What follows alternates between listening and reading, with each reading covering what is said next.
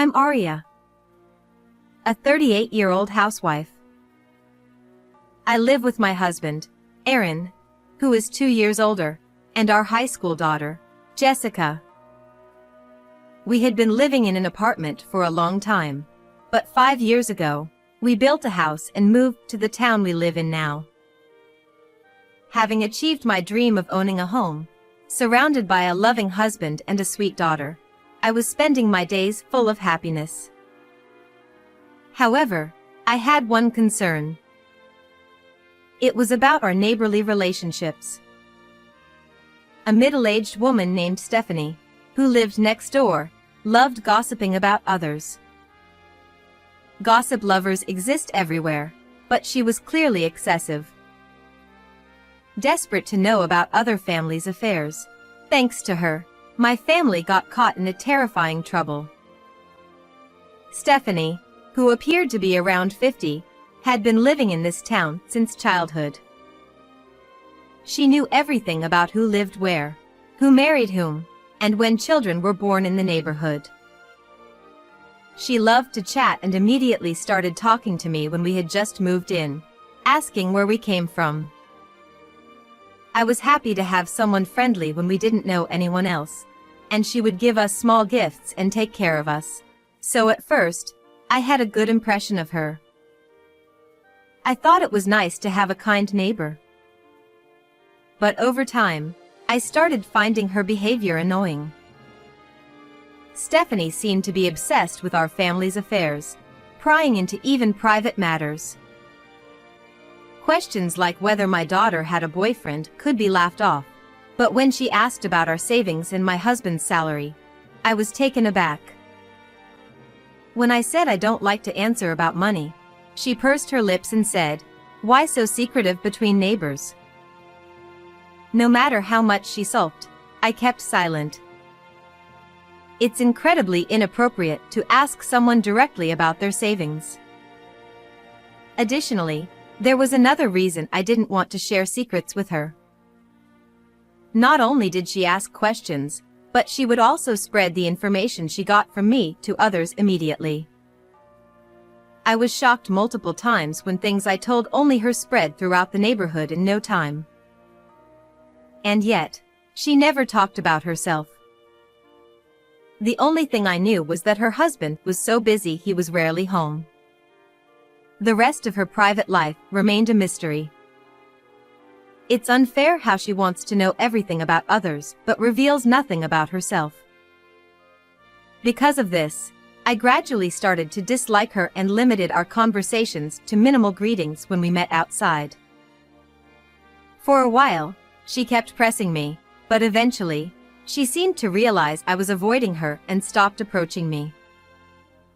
To an outsider, it might seem cold to act distant despite living next door. But to protect my and my family's privacy, keeping a distance was necessary. For a while, we lived peacefully without any incidents. One morning, when I went to take out the trash, I ran into Stephanie, who was just leaving her house. We locked eyes, and I felt a jolt, but I greeted her with a simple good morning and tried to pass by.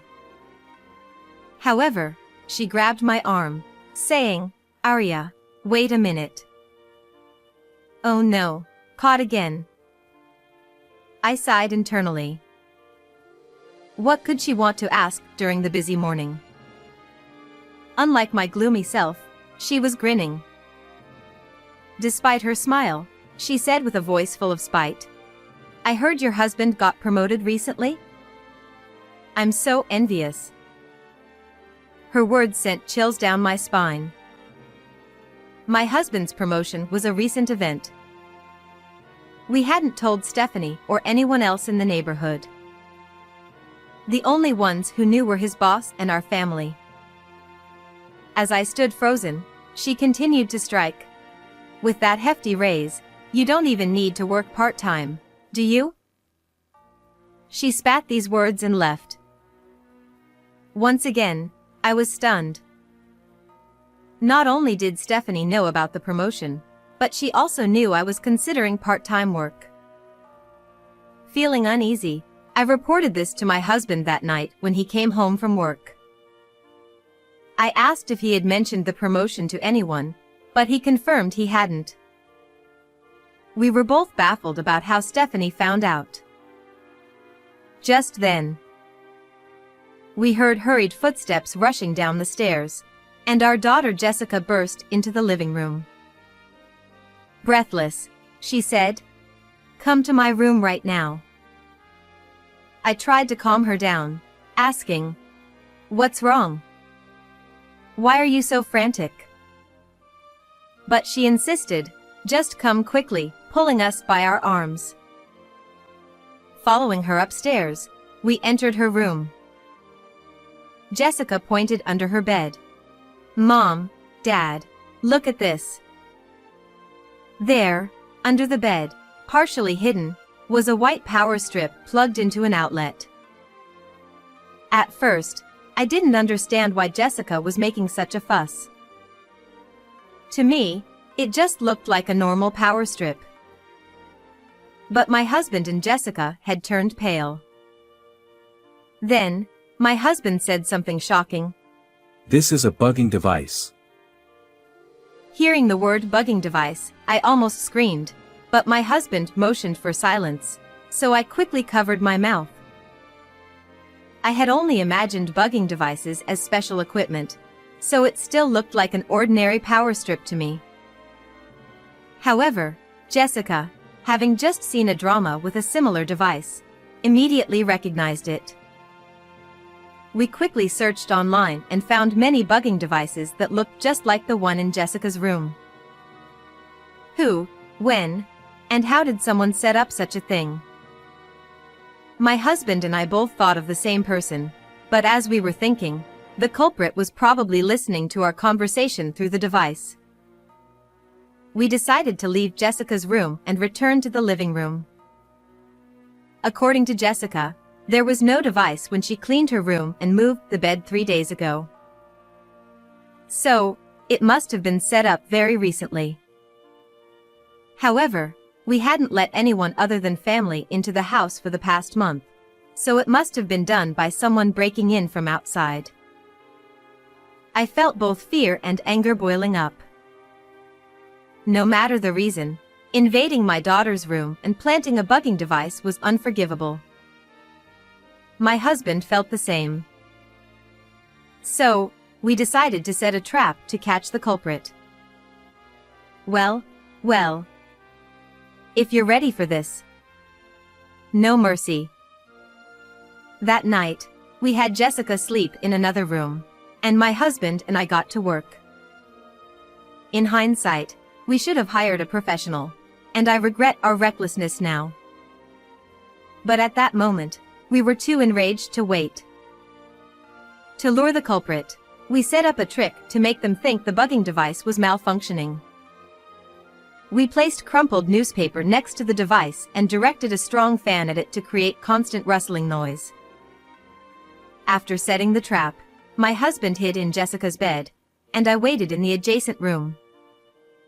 We waited for the culprit to arrive. In the end, our plan succeeded. The culprit fell for the trap and came to check the device. According to my husband, it took less than an hour for noises to start outside the room. He jumped out of the bed and opened the curtains to see a man standing on the balcony. The man tried to flee, but my husband quickly tackled him on the balcony, immobilizing him. When my husband turned on the flashlight to see the man's face, he was shocked. The eavesdropper turned out to be Stephanie's son. I also rushed over from the next room when I heard a noise on the balcony and was astonished to see him after so many years. Stephanie had always said her son was brilliant, went to university out of the prefecture after high school, and landed a job at a top-tier company. So why was he here? Moreover, his once fresh-faced appearance was gone. He looked haggard and even had a scruffy beard.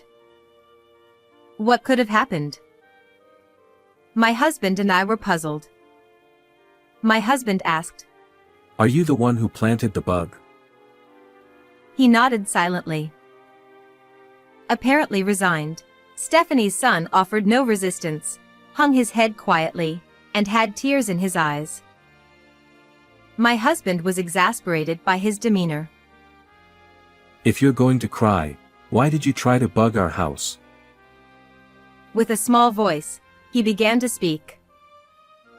According to him, he had graduated from university and found a job at a fairly large company, but he couldn't adapt to the workplace and quit after just 1 month. He returned to his parents' house and, instead of job hunting or even getting a part-time job, spent his days playing games. He thought he was resting his tired body and mind, but in reality, he was just a recluse. He stayed home all day and only went out late at night, so my husband and I had no idea he was living next door.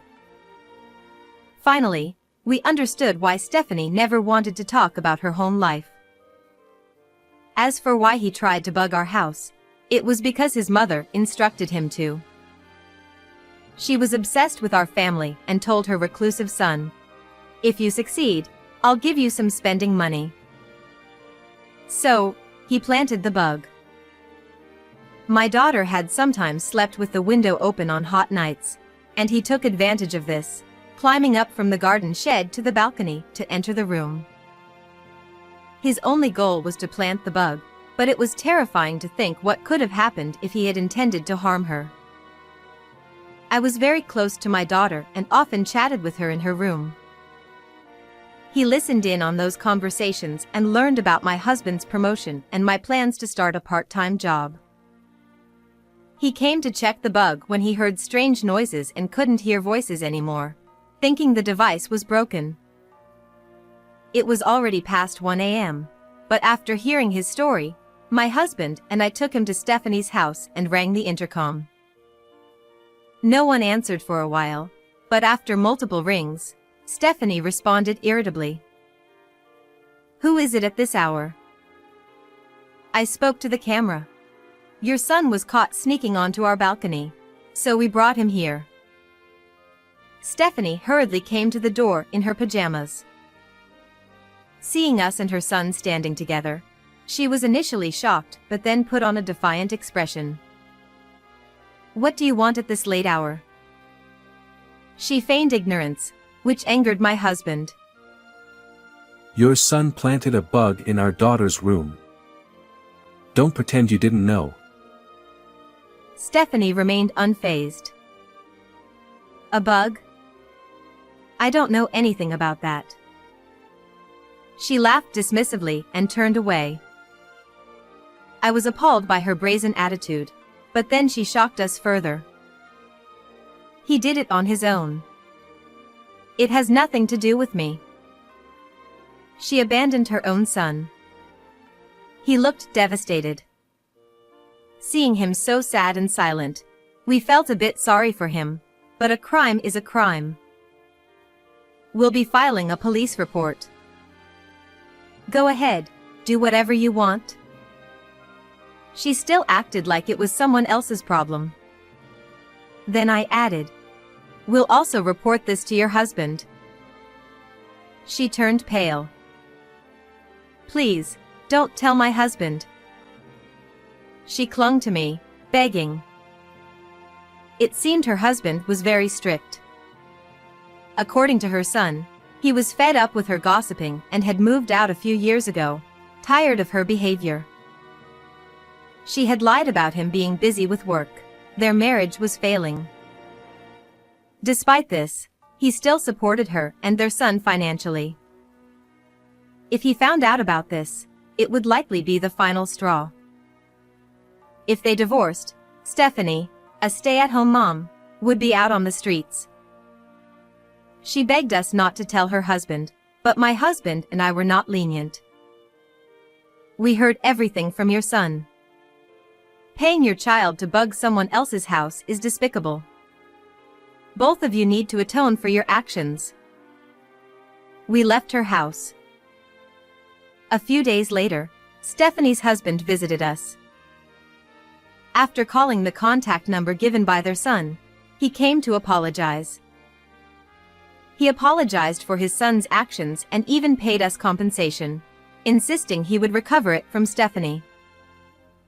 It was our first time meeting him, and he seemed very reasonable, unlike Stephanie. We felt a bit sad thinking that their son might have turned out better living with him. But crimes can't be undone. He was arrested for trespassing and fined. Despite being young, he had a criminal record, but it was his own doing, even if he was coerced by his mother. Shortly after, Stephanie and her husband divorced.